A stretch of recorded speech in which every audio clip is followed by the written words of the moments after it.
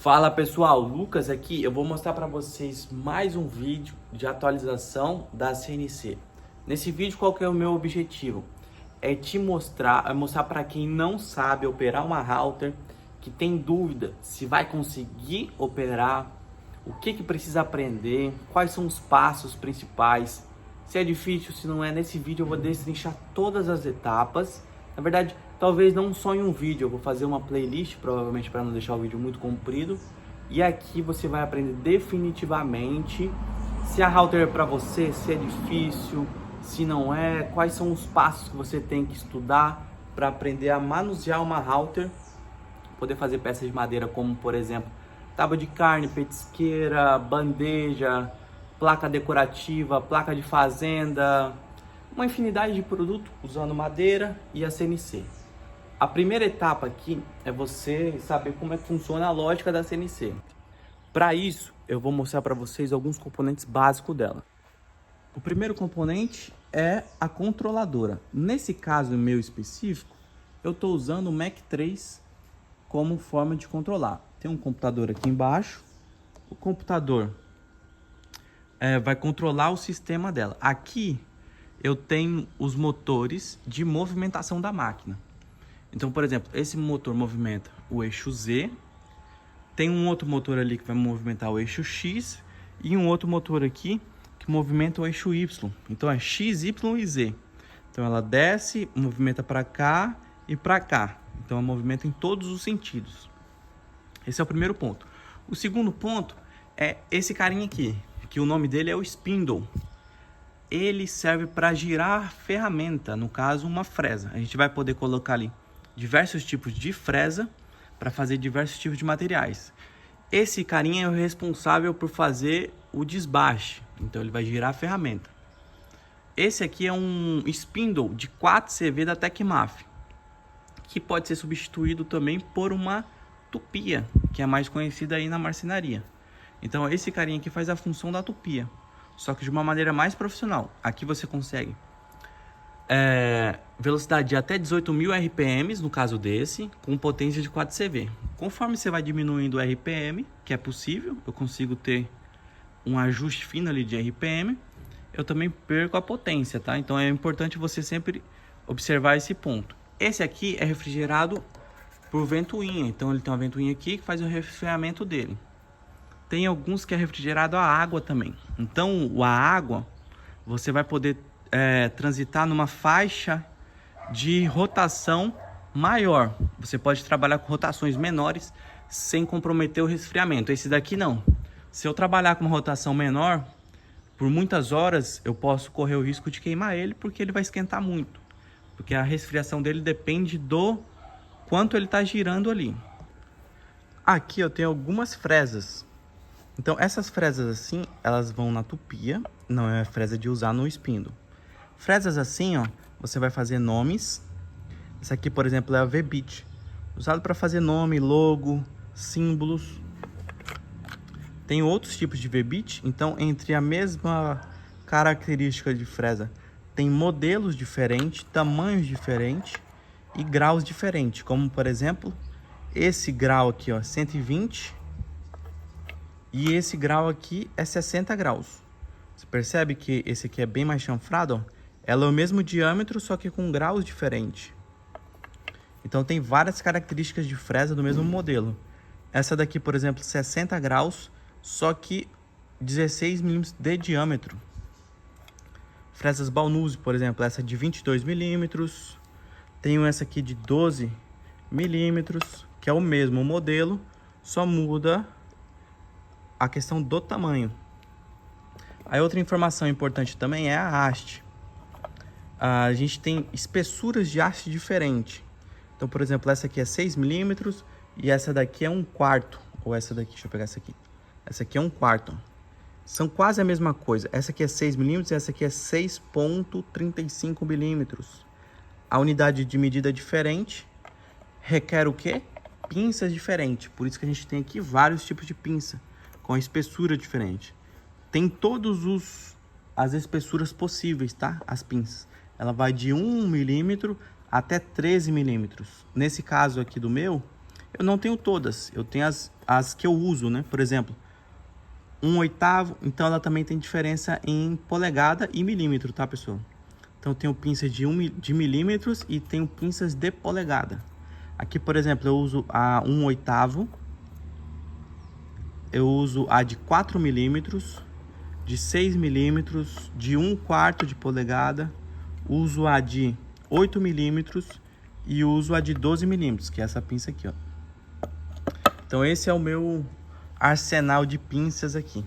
Dentro dessas daqui, eu consigo usar todas as minhas fresas. E aí, o que vai mudar? Apenas a haste e o modelo da ferramenta.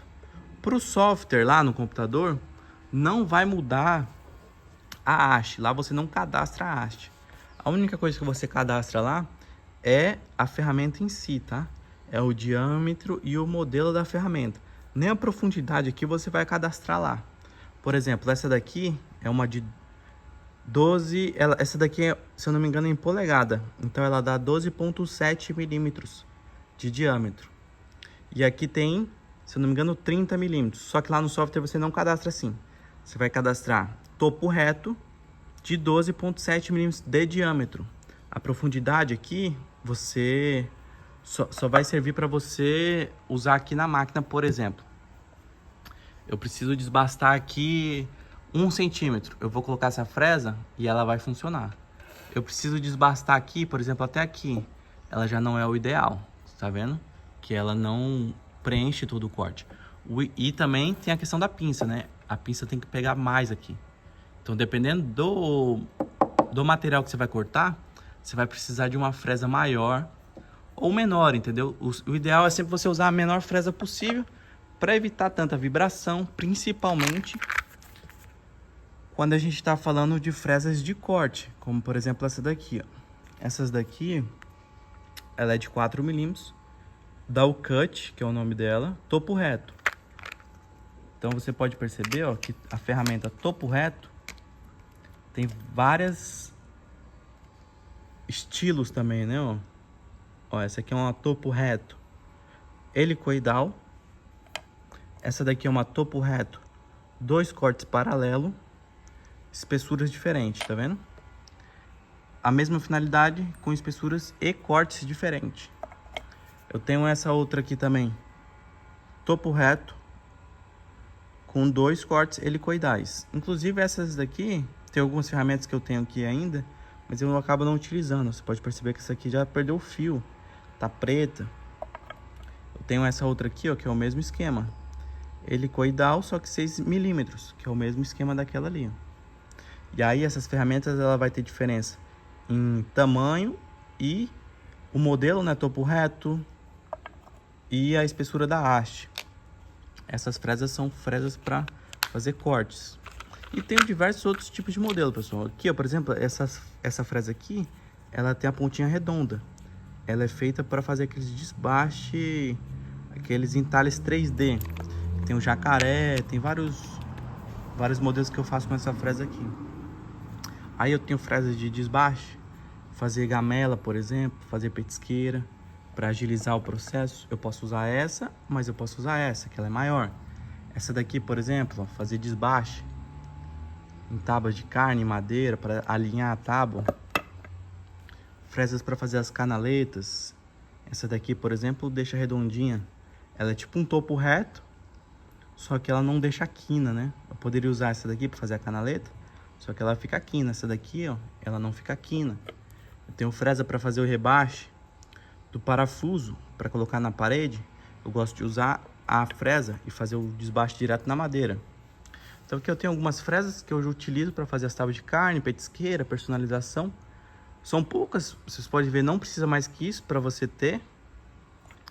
Na verdade, sim, eu tenho vários modelos iguais, né? E aí eu tenho sempre a preferência, eu sempre uso essa, por exemplo, sempre uso essa.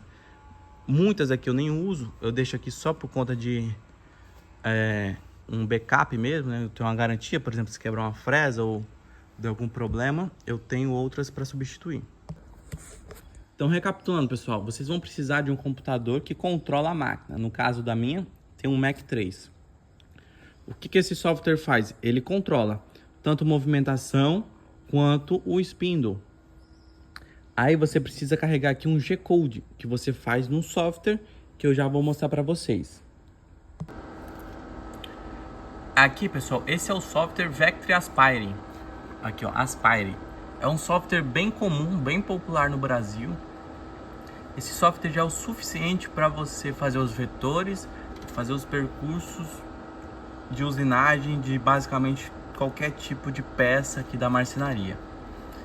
Eu vou abrir ele aqui, ó, por exemplo, criar um novo objeto. Aqui você vai colocar as medidas da sua madeira, por exemplo, 500 milímetros. Geralmente a gente trabalha com milímetros aqui, tá? Por 300 por 30 milímetros de espessura. Aqui tem algumas configurações padrões, tipo, vai zerar em cima do material ou em cima da mesa. Geralmente ele zera em cima do material. Aqui, ó, tem as opções, ó, de usinar só em cima, aqui usinar dos dois lados e aqui usinar o eixo rotativo. Geralmente a gente vai usar aqui, né, só para projetos mais especiais a gente usa de outras maneiras. Aqui é o ponto zero. Aqui é onde você vai definir de onde a ferramenta vai sair e onde você vai zerar no material. Bastante projetos eu faço para sair do meio. Aqui eu sempre deixo usar contorno desmarcado, mas é só uma questão de um detalhe. Aqui você dá o OK, pronto. Você já tem aqui uma página em branco para poder começar a criar os seus vetores.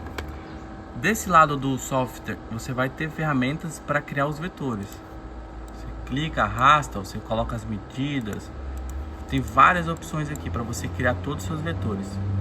Opções de texto, tem opções de vetorizar a imagem, transformar uma imagem estática PNG, JPG em vetor, que a máquina ela só funciona com vetores, então você tem que aprender a criar os vetores. Então aqui nesse software você vai conseguir fazer isso. Desse lado aqui tem as ferramentas de criação de vetores, de centralizar, tem tudo aqui, entendeu, pessoal? Aqui você vai fazer tudo. Se você precisar desenhar qualquer coisa, é aqui, desse lado. Já do lado de cá, você vai ter todas as ferramentas de desbaste. Então aqui você tem percurso de corte, desbaste, furação. Esse aqui eu nem sei para que é. Esse aqui gravação rápida você nem vai usar. Esse daqui para encaixe, fazer aquelas gravata ou encaixar um nome, enfim. Esse aqui é um percurso que talvez você use. O VCAV, que é os percursos de letra, personalização. E tem os outros percursos aqui. O 3D, o desbaste 3D e acabamento 3D. Basicamente são esses desbastes que você vai usar, esses percursos. Você vai selecionar o vetor, por exemplo. Vai clicar em alguma opção que você vai querer aqui. Por exemplo, vamos supor que a gente vai rebaixar esse aqui. Aí aqui você vai colocar as informações do que você quer fazer. Vamos supor que aqui quer rebaixar 13 milímetros. Aqui eu vou remover. Aqui, ó, você vem selecionar a fresa que você quer usar. Então esse aqui é o banco de fresas, ó, as ferramentas que eu tenho. Então todas essas ferramentas aqui eu tenho e tá cadastrada. Então com as informações corretas. Por exemplo, topo raso 8 milímetros. Você vai colocar o milímetro, a maneira que é a ferramenta e as informações que você quer. Velocidade de rotação do spindle, passe lateral, feed rate, o mergulho ali da fresa, enfim. Todas as informações você vai colocar nesse campo aqui. Vai selecionar a fresa, por exemplo. Deixa eu selecionar essa 17 milímetros. Então select. Aqui você vai configurar algumas configurações de como que o desbaste vai ser feito, ó. Aqui offset e raster, ó. Aqui os desenhos já é bem intuitivo, né? Você coloca aqui, consegue configurar várias coisas. A rampa, que é se a ferramenta vai descer assim ou se ela vai descer rampando, zigue-zague ou só rampa. Então tem as informações aqui.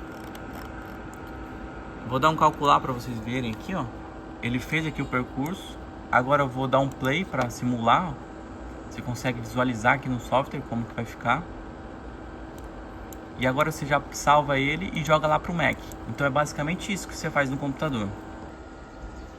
Agora eu, por exemplo, eu uso o CorelDRAW para fazer os meus vetores. Eu vou dar um exemplo de caso real.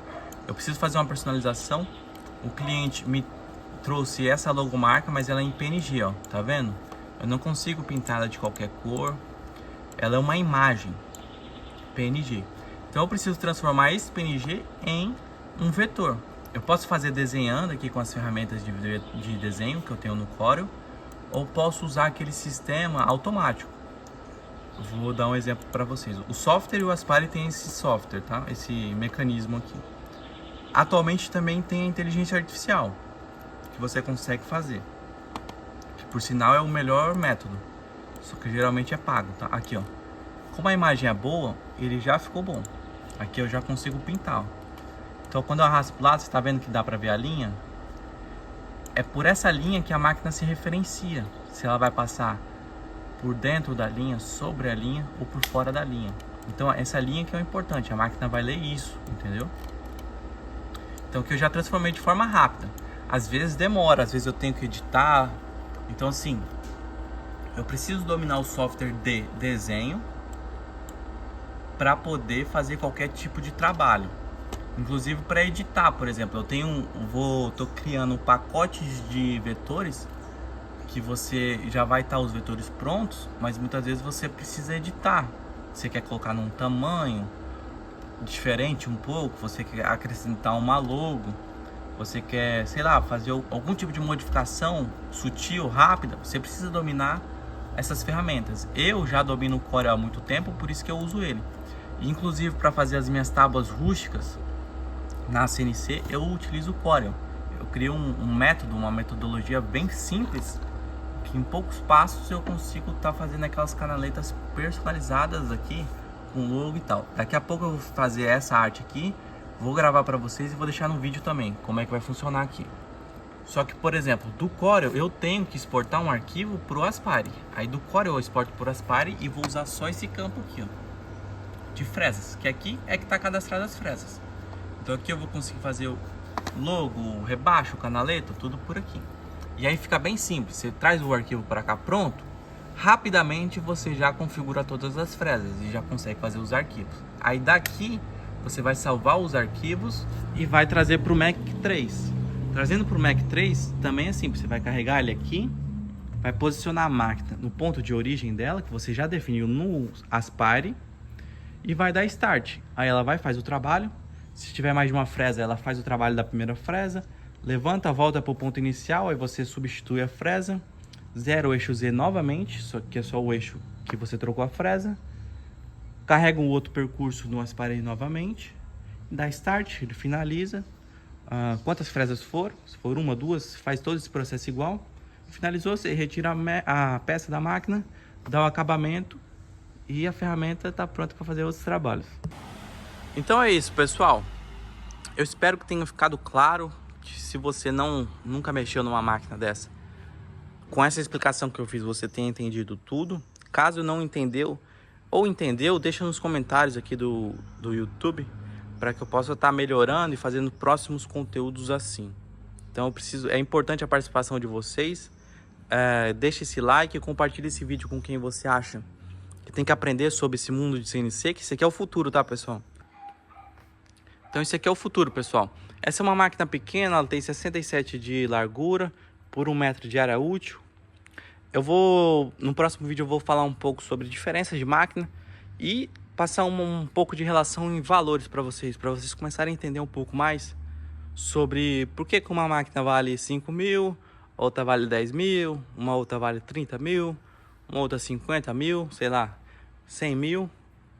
A gente tem máquina aí de 5 mil até 500 mil reais, que é desse mesmo modelo. Só vai mudar as características da máquina. Aí eu vou explicar para vocês por que tem tanta diferença, se ela basicamente faz o mesmo trabalho. Então nos próximos vídeos eu vou falar sobre isso.